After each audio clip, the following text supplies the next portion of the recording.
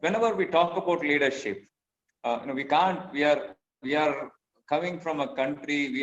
We belong to a country where there are no dearth of good, solid examples for global leaders. Starting with Mahatma Gandhi and Swami Vivekananda, who has taught to the world what leadership quality is all about. These apart, our epics, Mahabharata and Ramayana, has given scriptures and the kind of unlimited exposure to us, talking about what organization should be, how a leader should be, and multiplying multifarious personalities in terms of role clarity for a husband, for a wife, for a brother, for a chariot leader, who not, for a strategist. Everybody has a role in this epic scripts. So there are no dearth of lessons that will help us understand what leadership is all about. As we begin our journey as management professionals, you have taken the first step in getting yourself enrolled in a management program in a good school. Obviously, your aspirations will be much higher than what you were as a graduate engineer. If your aspirations are to be met, first and foremost, you have to be committed to that aspirations, and the journey what you take will definitely be an entertaining journey as long as you enjoy learning management programs. Many a times when I speak to people, especially the first year postgraduates who have joined the college, I only tell them MBA doesn't stand for Master of Business Administration. I strongly believe it stands for Management by Application. This is one course which is a common course to all the graduates, irrespective of the stream you come from. You are eligible to become a management graduate. Having said that, management education is also to be understood that it cannot be taught. It has to be learned. It is like taking a horse to the pond. You can only take the horse up to the pond, and to make it drink, unless the horse wants to drink, you cannot force it to drink. This is something similar. You have multi-dimensions in learning management. More than making you a good professional, management education will shape you into a good human being. That's the first step in becoming a good leader. As long as you're a good human being, there is no doubt that you will also become a good leader. Now, how do you define the good human being? Tirukkural, he has said in many forms and many ways what good human being should be. And it starts with learning. It starts with learning. Unless otherwise you are determined to learn, can somebody teach? While we talk about learning, unlearning is also very important. You might have picked up some skills in schools in your undergraduate program, which you may probably feel that it is not adding any value to your either as a person or as a professional. As long as you are able to identify these non-value adding pickups, whatever you had, and you have to move out of it. It's like in playing cricket, you need to, more than what balls you play, the success will eventually depend on what balls you leave out. Gundappa Vishwanath was known for leaving out deliveries. He knows exactly where the off stump is. Similarly, Sanjay Manjrekar, not that they were great batsmen, they created many records, but then they were fearful batsmen during their best days.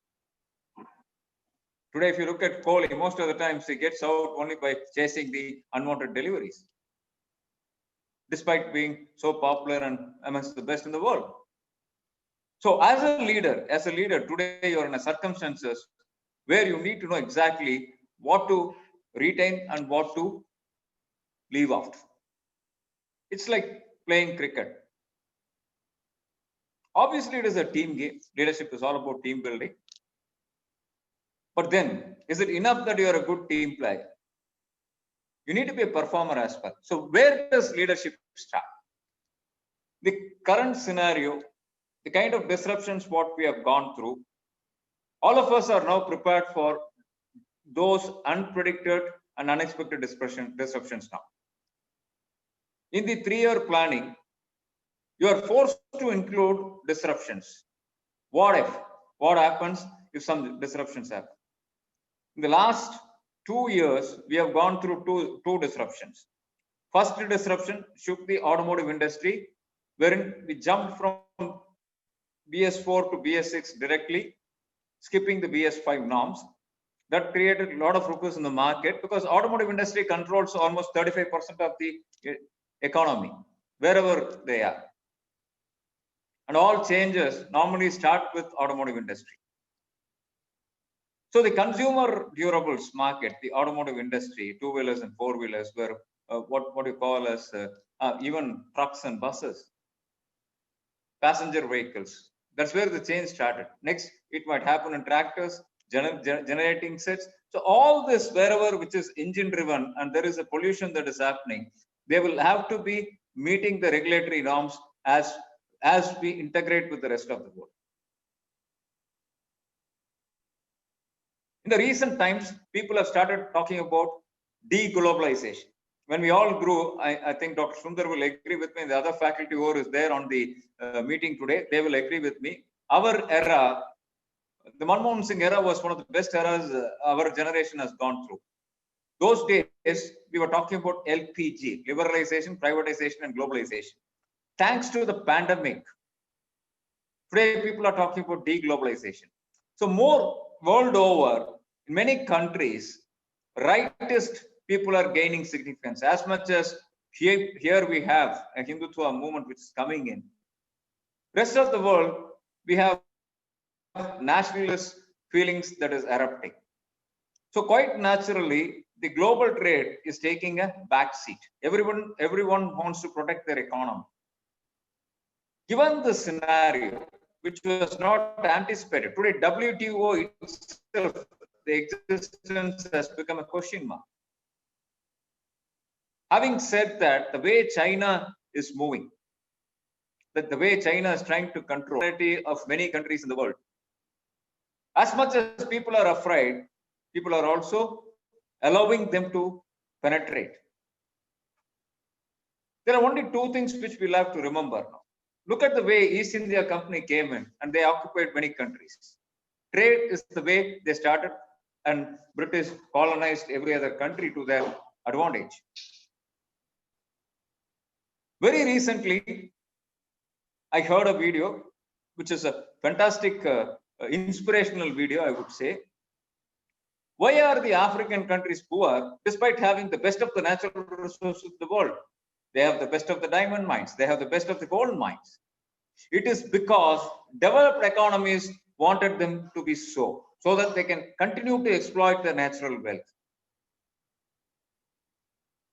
So when we are trying to become a unipolar world in terms of culture, in terms of social upbringing, unfortunately, in terms of economics, we are becoming multipolar. Amidst all these challenges, India is trying to integrate it with the rest of the world and trying to become, or at least a viable alternate for China. This is possible only when young generation people like you are committed and believe in a country like us. And I need not overemphasize on the leadership requirement to reach those levels or to help the country reach those levels. Blessed are we to become postgraduates, and especially in management. I'm sure this 2 years of course will help you realize what is important in life and what is mostly not important in life. Having said that, this is also one course which teaches you to understand the importance of measurables. Status quo, unless otherwise you know where you stand, you will not know where to go, how to improve.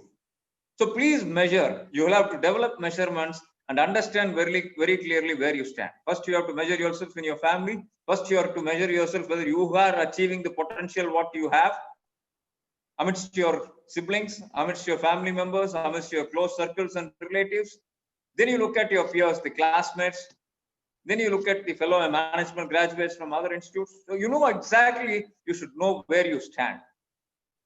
And that measurement is very critical to define your growth path, understanding the status quo. This is what I mean, leadership starts with self. I strongly believe a person who is able to manage himself well will be able to manage the others well. It starts with setting priorities for oneself. How do we manage this to meet the expectations of many people. First and foremost, we have to meet our own expectations. Second, we have to meet the expectations of our immediate family members. They could be parents, they could be siblings, they could be relatives. They all have expectations from us, as much as we have expectations from them. Then the institution which you study has also have expectations from you. Similarly, the organizations which you might join, if you go and do a project somewhere, they will have their own expectations.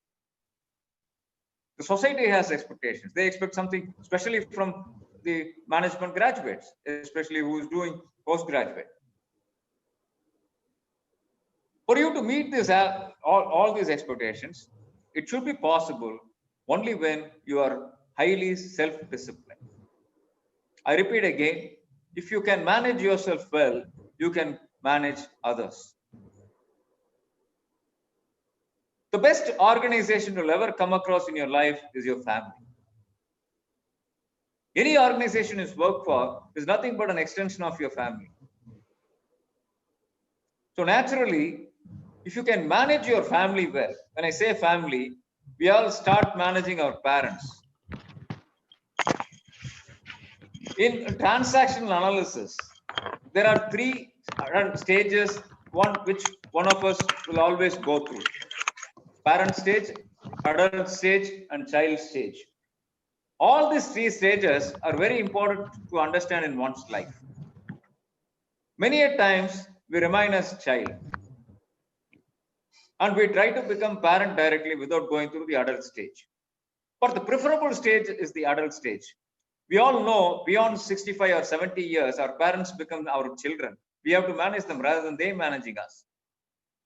Similarly, children are children. So naturally, only if you assume the role of adult, the communication will be very even. Otherwise, it will be blocked communication. I'm okay, you're not okay. You're okay, I'm not okay. The best disposition is we are okay. You win, I win. We win. That is the best disposition. For that to happen, you should be accepted as a leader within your family first. Then naturally, wherever you are engaged, right now as a student in your institution, the acceptance amongst your peers is also very important. All these courses, all parents and teachers, they all tell you what you should learn. But it's by your own experience and exposure, you should learn what to leave off. You are a blessed generation where at the touch of a button, you can get every the information what you want. Thanks to the internet, thanks to the search engines. But it all depends on what is the information you look for. So more important, if you are to be productive and you need to understand the time where you want to spend, naturally, you need to know what you should do and more importantly, what you should not. There are always two sides to the same coin. One side is a positive side and the other side is a negative side. As long as we recognize the negative side and as much as we orient towards the positive side, the acceptance level of the members whom we are connected with, that we are a good human being. That's the first. And second, we are a potential leader. It comes naturally. I repeat, first and foremost, self-discipline is very important to become a good leader. As long as you are a good leader to yourself, you can definitely be a leader to others as well. Second, you have to be leader accepted within your family first, amongst your siblings, amongst your parents, amongst your relatives. Leadership does not always mean people should do what you tell them to do. Very important skill. The first L stands for listening. A good leader has to be a good follower. Only when you're a good follower, you acquire the leadership skills and you become a good leader. L, the first L, in my opinion, stands for listen. You should develop good listening skills. Second, how do you attain leadership in an organization or institution? What you go for? As I said, it is purely depends on the prioritization. As a student, what are you expected to do? You have to be disciplined, you have to be punctual, you have to study well, you have to perform. That reflects in the academic marks what you get. Many a times, Dr. Sundar knows, whenever I talk to students, especially, they always ask me, is mark important in one's life, professional life? Having gone through some good organizations like LMW and LNT, Suslon also, we have been told, and I also strongly believe, having spent 35 years in industry, marks is definitely, we strongly believe as a student, if you are committed to your studies, as a professional, you will be committed to the work. So your ability to lead depends on your ability to fulfill the expectations in the institution or organizations which you work for. As I said, a good leader has demonstrated ability to be punctual, to be disciplined, to understand what he should do, and to perform and deliver what is expected of him. So, as a student, you are expected to have these qualities if you have to become a good leader. At this stage, next step for you will be the society. The character of a good leader is revealed when nobody is watching you. You are in a controlled environment, your behavior will be completely different. But then, how you behave, how you conduct yourself in an uncontrolled environment is the core characteristic which you always carry. That is where the leadership quality comes out. Unnoticed, unmanaged, unwatched, that is where how you behave counts a lot to the society. People around you should look towards you as an example.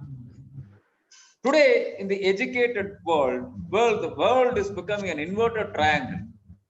30 years before, the number of graduates whom we had is 20% of the graduates whom we have.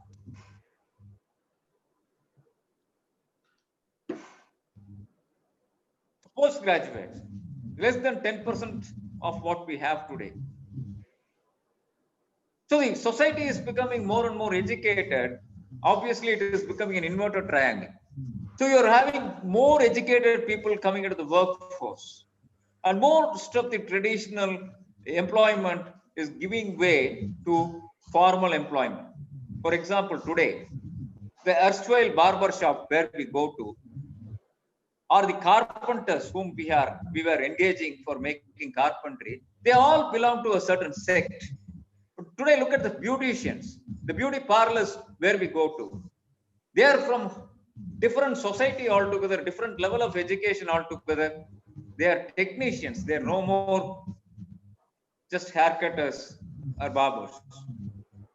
Similarly, carpentry is today mostly IKEA, for example, is machine made. So the carpentry skill has given way to designing skills. The best paid employee in IKEA is the designer, furniture designer. It's not anymore making skill, which was erstwhile. Today you have machinery to make those furniture as long as you can design, manufacturable design. So the traditional employment is giving way to much glamorous and much skilled, educated level of requirement for these aspects. I just mentioned two professions which we come across in our daily life. You can give innumerable examples. So today, education is only a means of your earning. It's not the end. It will help you understand what is possible in this world and help you realize what you are capable of. So this capability will come from your own understanding about the society you live in. You should do a mapping, social mapping of the society and understand the gap which you need to fulfill. If you can identify the gap and then understand where you stand in fulfilling the gap, Nothing else is required for you to be a successful leader. Leader does not always mean you should control number of people. No, doesn't mean. There are leaders. Every individual is a leader. The bandwidth which you control may vary depending upon the position you occupy. That does not matter. As long as you deliver what is expected of you in the most acceptable manner, you are a leader yourself. Irrespective of the bandwidth you have to control people. That is not the measure of what leadership is. Many a times we feel only the political leaders are leaders. Only the general managers leaders. Only the presidents and CEOs are leaders. No. Every individual in an organization, every individual is in an institution is a leader himself. I repeat, the bandwidth and the control does not matter at all in terms of defining leadership. Leadership is all about conducting oneself and delivering the results in the most acceptable manner. In a globalized scenario, it is always good to know what is happening around us. That will again make you a good leader as long as you have the right information. Again, I'm repeating here, it is the right information, not merely information. That is another skill which you need to acquire, which information to retain, which information to eliminate. I always tell whenever I talk to budding professionals, the news is just views. It is not real news. It is somebody trying to sell what he thinks is right. So you need to make your own assessment about the news, what you get. It could be a business news or it could be a political news, does not matter. You simply have to remember news is just the views as somebody who is writing the material. Over and above this, you have paid journalism, which we need not talk about. So the information highway, where you are bombarded with more data than what is required, you need to be very careful in understanding what not to believe in or what not to take in.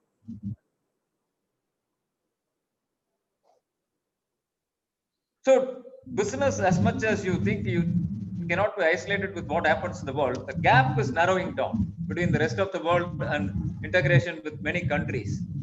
So naturally, if you have to become a good leader, you need to understand at least the domain which you think you should belong to, what is happening in the domain world over.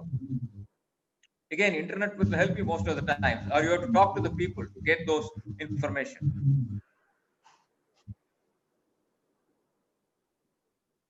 So when you move as a professional in an organization, what are we looking at? As we all know, all of us should do a SWOT, strength, weakness, opportunity, and threat analysis, from which we understand where do we belong to, segmenting, targeting, and positioning ourselves. So you need to do a SWOT analysis. Having done the SWOT analysis, you know exactly how to segment and where you should target yourself and how you position yourself. So I encourage sincerely, please all of you do a SWOT analysis for yourself and we make a sincere attempt. I mean, management education is one, again, which will refine you more and make you understand what business is all about by managing yourself well. You can manage yourself well, definitely you can manage the business also very well. So next, the leadership in an organization comes out of the 4 P's: product leadership, price leadership, place leadership, and the distribution leadership, physical distribution leadership. 4 P's. I'm sure you'll be taught about it in the course of your education, 2 years. After this 4 P's, what becomes next is the process and people leadership. A good organization does not work with just machinery, money. An organization good as long as the people are good. So as I said in the beginning, the behavior of people from the organization in the society defines how good the organization is. The image building, what we call as. So you need to have brand ambassadors from within. Satisfied employees will make a good organization. So people are your own employees or your own brand ambassadors. So you should have both process leadership and people leadership, and it cannot be seen in isolation. Next is pace. based leadership, the speed with which you cannibalize your own products and services. Naturally, as a student, you have to cannibalize your own bad habits with good habits. That's what leadership is all about. As we move forward, the product life cycle is getting reduced every year thanks to technology developments, not from the same industry, but from across industries. The adoption rate is mind-boggling. As much as you adopt new technologies, naturally the old technologies will give away. So the product life cycle erstwhile, which is what 10, 12 years, has come down to 3 years now. And I don't see, or I will not be surprised if it comes down further below 2 years. So the value for money concept, what we are talking about, the person should get benefited within the 2 years of the product or service he is enjoying. So that is another leadership what we have to deliver based on the customer and consumer expectations. A good leader is one who satisfies as a professional his immediate customers. The customers can be anybody from your own vicinity.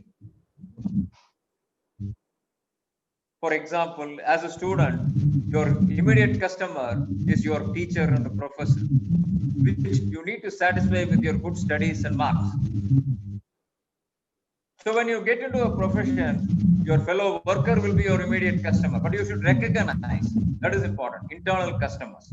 If you can deliver well internal customers, the system efficiency, many people coming together will make the organization strong, and they will deliver well to the customer and market expectations. Very simple and straightforward. As long as you perform well and every individual in the organization performs well, the organization will naturally perform well.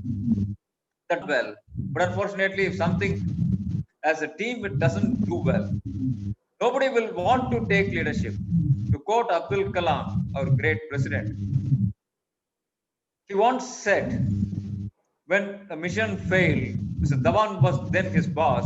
He took the entire blame himself, and the mission succeeded. He gave the credit to the entire team. Accepting failures is first important step in one leadership journey. Unless you accept failures, Albert Einstein said, he failed 100 times to succeed one time. He did not see that as failures. He only said, I found out 100 ways which does not work. That is the kind of spirit what a leader should imbibe. Failure tolerance leadership today. Unless you are prepared to fail, you don't grow. If you want to grow, your success rate will be much higher than that of your failure rate. But unless you try out, you will not know whether you will succeed or fail. Always believe, if you try, there is a 50% chance for success. But if you don't take the step, you will fail 100%, sure. So that is very, very, very important. Failure is never failure. Failure is always a stepping stone for success.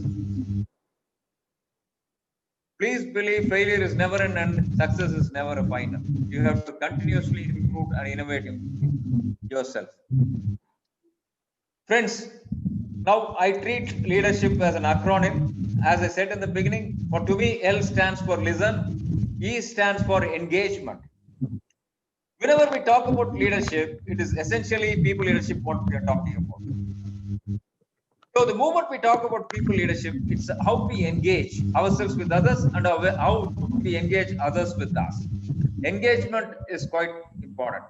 Obviously, we need to have analytical skills. LEA. A stands for analytical skills. We should always respond and we should not react. The response will come only when you analyze the situation where you're supposed to react. Your reaction should become a response and never reaction by itself. Reaction is instantaneous, whereas response is calculated. Define. D stands for define. You have listened, you have engaged, you have analyzed. Having done this, you should now define the situation what you are in. 50% of the problem is solved if you are able to define the problem well. Many times the problem solutions fail because we have not understood the problem rightly. That's important. So the why analysis start by Japanese. That will help you to really narrow down the problem and define the problem, which you probably will be able to solve quickly. The next E, lead E, is nothing but empathize. A good leader always empathizes with fellow human beings, fellow employees, fellow classmates, fellow family members. He never takes one-up position. That is very important. You should remember, you should never take a one-up position when you are leader. Ego should always take a back seat. Of course, we are all egocentric. Our ego should reveal only when it is supposed to be revealed, not always. Okay. Next R, leader, rational. You should always make rational decisions. Decisions you make should be fact-based, should be data-based, and information-based. And anytime your decision is questioned, whether right or wrong, you should be able to give a background and justification for the kind of decision you have made. If you can do that well, obviously you will recognize the wrong decision and you will correct yourself. Next, yes, is sincerity. As I said sometime before, leadership today is all about example. As long as you can demonstrate your sincerity, the people who are supposed to follow you will also become very sincere. Obviously, you need not tell what the result should be as long as the team is sincere. Of course, yes, honesty is still the best policy. There is no second thought about it. Obviously, when honesty is coupled with hard work, the results are phenomenal. Friends, don't underestimate the importance of hard work and honesty. They are the two H's will you take to the heights which you can't imagine. How much you can grow, it will not be a limiting factor as long as you are honest and you are hardworking. And involved person defines the subject. Next is P. Always the leader has to be people oriented. Process orientation is essential to deliver results consistently. But then the process orientation comes out of very good people orientation. This is what leadership was all about. L for listen, E for engage, A for analyze, D for define, E for empathize, R for rational, S for sincere, H for honesty and hardworking, I for involvement, and P for people orientation. Friends, before I end, let me quote our great Mahatma who said, leadership is all about being the change manager yourself, then the change what you want to see in others you can bring in easily. Thanks to Dr. Sundar and Aditya School of Management trustees for giving me this wonderful opportunity to interact with the budding professionals. I sincerely pray to Almighty to bless you all with wonderful future and a great beginning as management graduates. Thanks again for the opportunity.